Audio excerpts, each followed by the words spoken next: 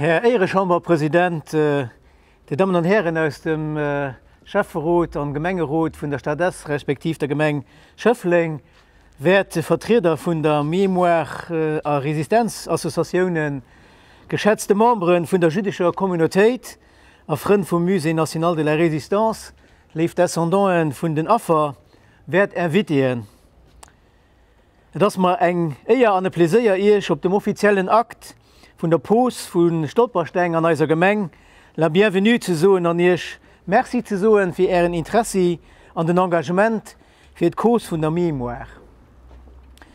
Le souvenir, c'est la présence dans l'absence, c'est la parole dans le silence, c'est le retour sans fin d'un bonheur. Der Bürgermeister betont, dass wir als Hai versammelt haben, für unsere Geschichte vom Ersten und Zweiten Weltkrieg zu erinnern. Als Kommemorationstag, als Museen, Monumenter und Memorials sind ewig und wichtig Zeichen. Heute setzen wir mit den Stolpersteinen ein weiteres Zeichen gegen Rassismus, Diskriminierung und wir denken an die vielen Opfer aus der Nazizeit. Die Initiatoren haben 1996 diesen Prozess unter dem deutschen Künstler Günter Demning und Trolle gebracht. Es sind schon über 80.000 Stolpersteine in ganz Europa gelöscht gehen. Es freut uns all, dass wir uns als Gemengen zu Esch und zu Schöffling durch engagierte Bürger und Assoziationen, besonders auch der LPPD, aktiv an diesen Prozess angebunden haben. Die Stolpersteine, ein kleiner Betonsblock mit einer Messingsplaque. Ein Stolperstein nicht für darüber zu stolpern, nein, für die Memoire und die da, wo die Stein Leid gewohnt haben, aber dem Schicksal von den gruseligen Aktionen vom Naziregime ausgeliefert wurden. Ich will aber auch betonen, dass mit den historischen Recherchen für diese Aktion, die von den Historikern vom Musée National de la Résistance gemacht sind, auch unser Kollege Jérôme Courtois war da ganz eifrig mit dabei, dass die lokale Geschichtsschreibung zu Schöffling mit diesen Initiativen auch einen wichtigen Aspekt mehr reich ist, nämlich die Kenntnisse über das Schicksal von der jüdischen Mitbürger. Die Damen und Herren, merci für die Aufmerksamkeit. Ja, das ist ein Tag von der Kommemoration, das ist ein besonderer Tag, dafür zum Aufschluss dieser Gedanken. Montrer à nos jeunes que la mémoire doit persister et être transmise entre les générations pour ne pas revivre cette dure période de l'histoire. L'actualité internationale nous montre régulièrement et de tous les jours que nous devons être vigilants. Diesen Tag als ein Tag von Trauer, von vielleicht bitterer Erinnerung, aber auch vom Abbruch, weil wir zusammen unmissverständlich zum Ausdruck bringen, dass wir alle Formen von Gewalt verurteilen. Für eine lebenswerte Zukunft müssen wir Brücken bauen, an Zeichen setzen, von der Toleranz, von der Mémoire, vom Souvenir. Weil wie sagt de Lacordaire, le souvenir, c'est la présence dans l'absence, c'est la parole dans le silence, c'est le retour sans fin d'un bonheur passé auquel le cœur donne l'immortalité. So nicht merci, wir geben dann dem Herrn Pirsch, dem Präsident von der LPPD-Sektion Schöffling, das Wort gehen.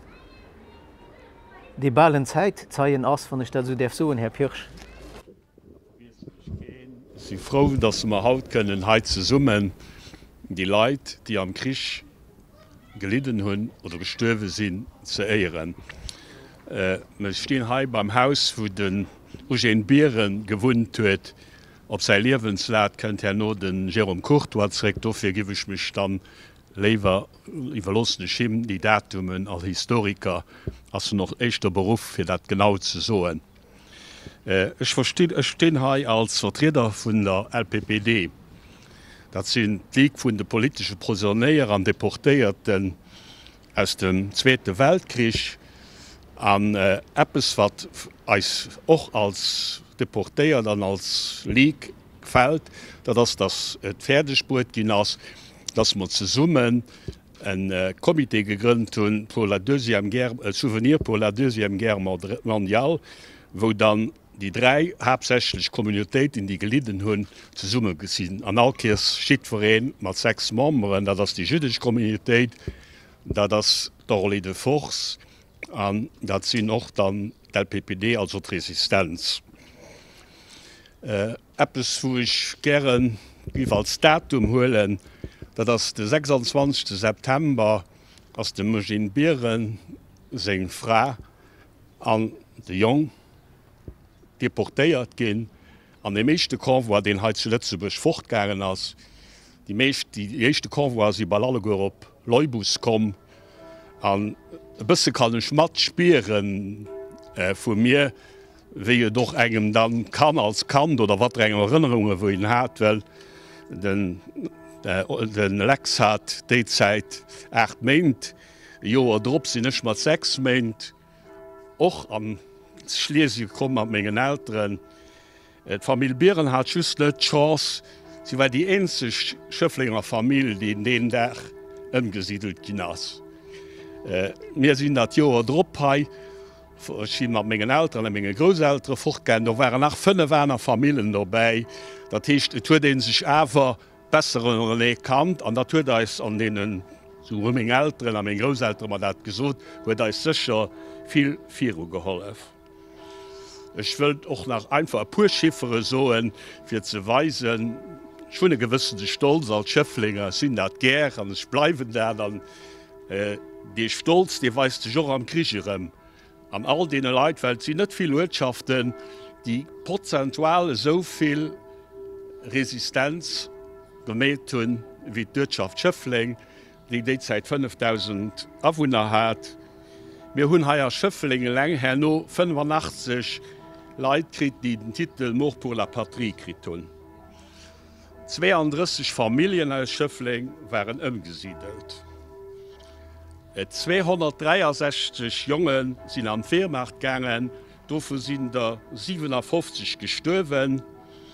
An 4, die nicht mehr an die Wehrmacht gegangen sind, Refraktären, die sind noch am Krieg leihen geblieben. Jüdisch Abwehr waren die Schöfflinge nicht so viel, weil die Kommunität relativ klein war. Und auch da gebe ich gerne einen persönlichen Message mitgeben. Den Salomon Zerf, sein Pap, das ist Salomon Zerf selber, den hat mit meinem Großpap zusammen Schöfflinger Musik gegründet. Mein Großpap war Präsident, er war Vizepräsident. Und wir haben uns als Familien, also meine Eltern und meine Großeltern, haben uns aber relativ gut gekannt. Und dafür spürt den einfach matt, was den an der Zeit erlebt hat. Schöffling hat doch nicht lange gedauert, nur im Krieg oder schon am Krieg, für sich zu weisen, was man will nur im Krieg machen.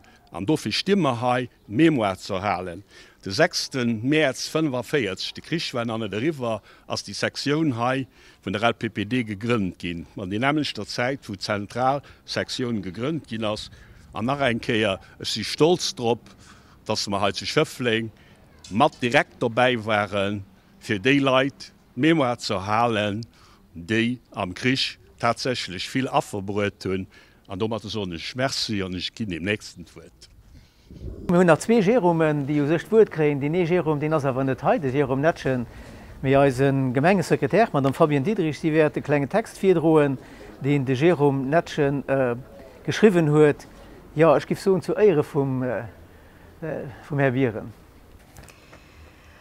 Ich schon den Eugene Bieren nicht kannt. Hier war der Mann von meiner Boom ihrer Schwester.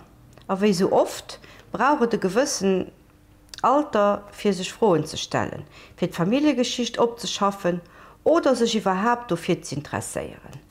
Hörens du geschieht das nie, aber wenn es geschieht, ist es meistens zu spät.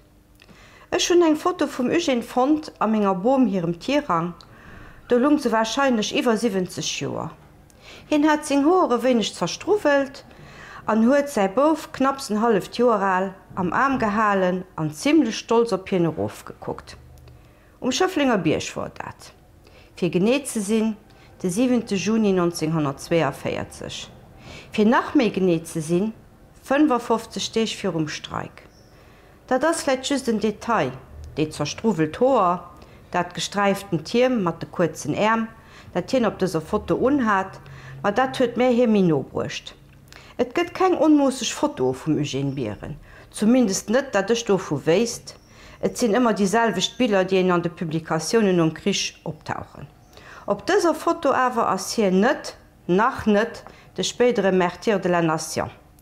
55 Stech trennen hier vun diesem Status. An nachemol 9 Deeg bis zum Stehbruch vun Hinzert. Nach ass hi junge Pap, mat engem markante Kën, dorene wenig krumm, zerstruwelt, de Uwen Schöfflinger Biersch. An der Familie gouf gezielt, dat seg Fra, als Tata Maria, zu Schöffling bei Metzler war, wie d'Frauen aus dem Dorf kommen, an Plakat vun der Bekanntmachung vom Standgericht, dat de Purstrose weiter aushong an nimmt hun. 2 Wochen no gouf es ëmgesiedelt. Für rund 2 Joer war ich fir d'Eich zu Hinzert, mat mengem klenge Cousin, dem Eugen segem Enkel. Eng spontan Entschädung, der war vielleicht net so spontan war. Meng Boom war an 1,5 Joer fir drun mat 100 Joer gestorwen, an dommat war die lächt Person, die den Eugen erkannt huet, as eng Stimm het kënnen rëm erkennen fort. Dat huet eppes ausgelesen an mir. Ich wees net wat. Gefehler kommen a ginn, an et wesinn oft net vu wo a fir wat. Zu Hinzert huet der Referent vun der Landeszentral fir polisch Bildung vor Rheinland-Pfalz als den emolge Stehbruch gewiesen, wo den Eugen erschoss gouf. Et as lo en kleng Parzell, déi d' Natur sech Triggerrobert huet, runderem Beem, denne Beemer Birken. Et kann en Gereicher vun de Villecher an den Autoen, déi iwwer d Landstroos 140 sprausen, heieren. Et war am Summer, wéi mir do waren. An so kennt eng Platz ausgesinn duerch Dëch, wo d'ältre mat ihre Kanner picknicken oder mam Hund am Gras rolzen. Der Referent huet gemengt, dat Hien, den Eugen, bis ganz zum Schluss net wirklich wusst, wat ze mat ihm fir hatten. Bissen do stung, wo se ugeluecht hun, ich wees net, ob dat stimmt.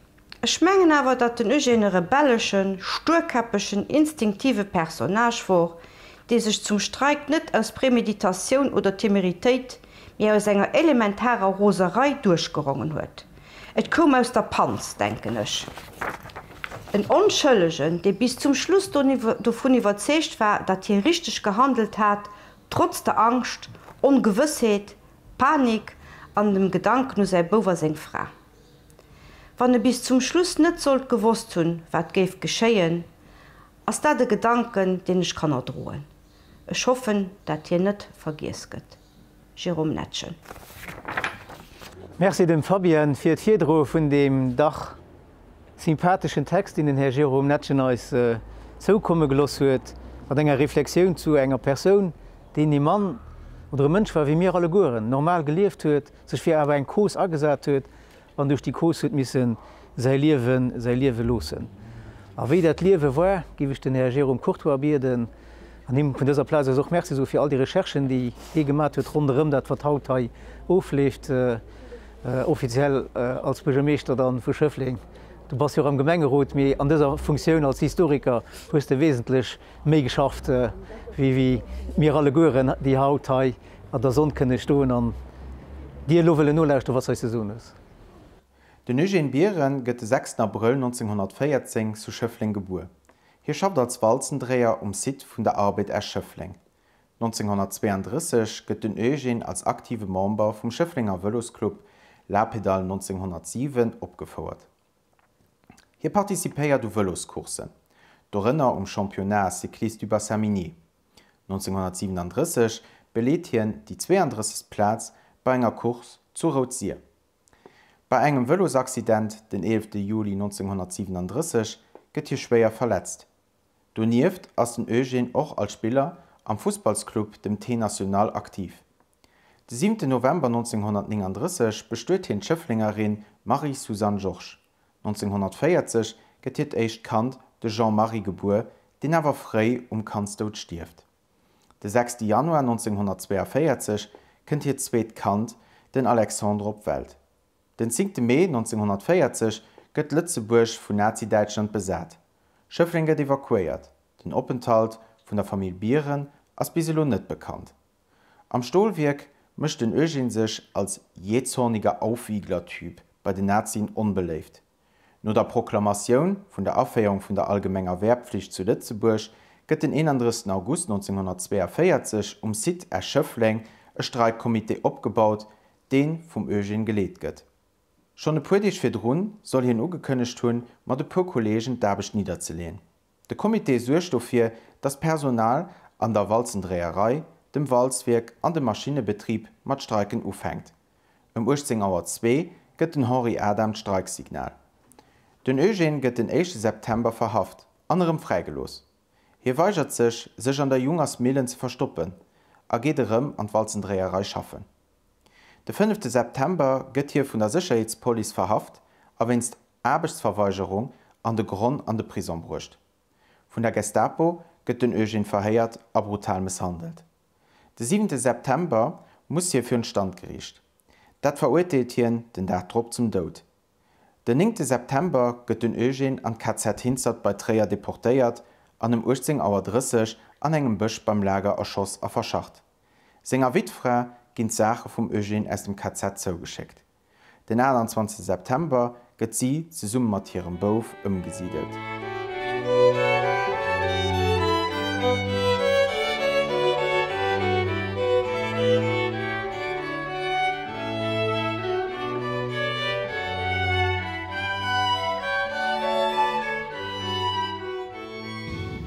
De Metzler Salomon Serf gëtt den 11. November 1882 zu Schöffling geboren. Seng Metzlerei, Lochai, an der Großstraße 42, später Rue, Avenue de la Libération. De Salomon gëtt e puermol vum Gemengerot an Verwaltung vum Armebüro an als Steuerverdeler gewählt. Hin huet awer och, oni erfollech, Versicht an de Gemengerot gewählt ze ginn. De Salomon als Ehremember vum Schöfflinger Wëllosklub, dem Lappedal 1907, a Gründungsmember sowie echte Vizepräsident vun der Schöfflinger Harmonie Municipal. Den 3. Dezember 1913 huet hin zu Boulay-Moselle d'Eugénie Reims bestört. Den 21. Januar 1915 kënnt hiet Mädchen Trené zu Schöffling op Welt. Trené mech eng Léier am Escher Medischers Lycée, an als Chefdein vun de Schöfflinger Giden. Nach virm Krich verlohnte Salomon seg Metzlerei und de Metzler Joseph Gliedner. Den 10. Mai 1940 iwwerfällt Nazi-Deutschland dat neutral Lützeburg. Schöffling gëtt den Dachdrop evakuiert. Wo d'Familie Zerve evakuiert gouf ass net bekannt. Op alle Fall kommen se no déser Period zréck op Schöffling. Mat der Inauguration vum Gauleiter Gustav Simon gëtt och zu Lützeburg d'Judepolitik vun den Nazien ëmgesat. Am Oktober 1940 meldt Schöfflinger Gemeng d'Egentum vun die Juden am Dorf und die Deutsche Administration. Am April 1941 huet d'Familie a Spurnisser op e schwéier zogänglichen Sicherungskonto iwwerweise mussssen an Dir vun diesem Nächmi ophiewen. D'Familie muss vun 250 Reichsmark am Mount liewen. Sie kreien awer vun hireieren Operen, dorënner Familien Antonich, die ha in dem Haus niwen Dr gelieft hunn, a Gliedner an och der Widerstandsbewegung Alverage gehollef. Den Albert Wingert selber beispielsweise huet Trené dorem Gebiet Lützeburg zu verlosen, as sech a Sicherheet zu bringen. Trené bleibt bei segen Älteren. Seng Mam d'Eugénie huet stark Probleme am Herz, kann net fort. Hire Pap, de Salomon, begeht, frustréiert iwwer seng Lach, den 31. Oktober 1941 Selbstmord, gëtt Kirfech Bellevue vum Lampertsbierch begowen. Dorop sinn gëtt de Besitz vun de Serfe vun Deitschen agezun. Trené huet missen ab November 1941 offiziell de Firnung Sarah droen. Och dem Eugénie gëtt se Firnung beigesat. Trotz ihrer Not hëllefen sie einzelne Juden aus Lützeburg, die schon an d Ghetto vu Litzmannstadt a Polen deportéiert goufen. Deportatioun an den Osten hunn am Oktober 1941 zu Lützeburg ugefangen. Den 6. August 1942 ginnt Frauen an dat sogenannt Jiddicht Altersheim op St. Fontaine transportéiert. Trené gëtt do als Infirmier agesat. Iwer Brewer bleiwen d'Eugénie an Trené mat der Familie Antonicher Kontakt a froen hi Nopern eso Familie Gliedner e materiellen Unterstützung. Sie kreie vun hinnen Hëllefspack op St. Fontaine gescheckt. Den 6. April 1943 ginnt Trené an d'Eugénie an Ghetto vun Theresienstadt deportéiert. Vun do aus kommen sie den 6. September 1943 op Auschwitz-Birkenau an dat sogenannte Theresienstädter Familienlager. An diesem Lehrer zwingt sie das SS zur Tarnung, 4 datiert Briefe und Kollegen zu schreiben. Sie bleiben mit der Familie Adamer Retter in Kontakt und frohen um Unterstützung, die sie auch kriegen. Die 2 Frauen gibt 1944 zu Auschwitz vergast. Nach dem Krieg sind sie dann an die Gemeng mit Bürgermeister Denny Netschen noch hinnen. Basierend auf den Ermittlungen vom Kommissariat au Rapatriement ging Eugenie und René den 20. Juni 1949 vom Tribunal d'Arrondissement de Luxembourg offiziell für tot erklärt. 12 Jahre darauf, den 7. November 1961, gi sie vun der Gemeng für den Ehrentitel Mort pour la Patrie vorgeschlagen, den sie auch vom Innenminister kreien. Ich solo eng Adaptation vum Kaddisch op, dats dat Gebiet wat während dem Gottesdenst opgesot gëtt fir de Verstorbenen ze gedenken. Ava rachamim, asher beyadecha nafesh kol chai, pnei hayom bechesed uberachamim el tefilatenu lezecher Salomon Eugenie René Serf. נשמותיהם צרורות בצרור החיים, אתה זוכר את כל החסד והטוב שעשו בעולם החיים. אתה נותן להם מנוחה נכונה תחת כנפי השכינה. יתגדל ויתקדש שמי רבה. עושה שלום במרומיו, הוא יעשה שלום עלינו ועל כל ישראל ועל כל יושבי תבל, ואמרו אמן.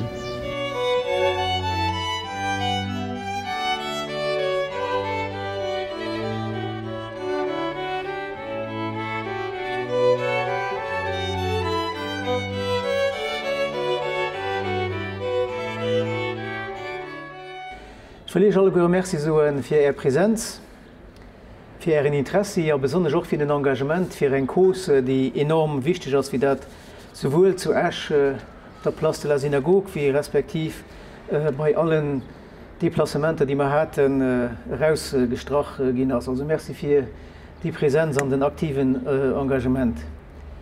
Und ich gif gern einfach die Sätze wiederholen, die de Mëtten zu Äsch gesot gesi wat eigentlich. Die 2 Objektive, die Hauptobjektive waren von dem, was wir heute vollziehen. Premièrement, hast du gesagt, il importe de ne jamais oublier de jeter un regard en arrière en nous souvenant des sacrifices encourus et en honorant la mémoire des nombreuses victimes. Deuxièmement, dans le contexte du rôle de l'éducation, de la citoyenneté, nous devons également jeter un regard vers l'avenir et sensibiliser encore et toujours les jeunes et les moins jeunes à rester vigilants et à s'opposer face aux recrudescences de nationalisme, de xénophobie, d'antisémitisme et de toute autre forme de discrimination et de manipulation allant jusqu'à l'appel de la haine intolérable. Dem Jérôme für die historische Recherchen him so an senger Equipe, ich weiß, dass noch nach Chef für Russisch mir nervt dem Chef auch die großen Merci do Mat holen, den ich ausgeschwert hun. Wir haben eine Responsabilität für die Memoire hochzuhalten. Und ich will einfach sagen, nicht nur mit diesem Akt, sondern mit vielen anderen, will man weisen, dass man sensibel an offen sind für einen wichtigen Kurs, nämlich die von der Erinnerung.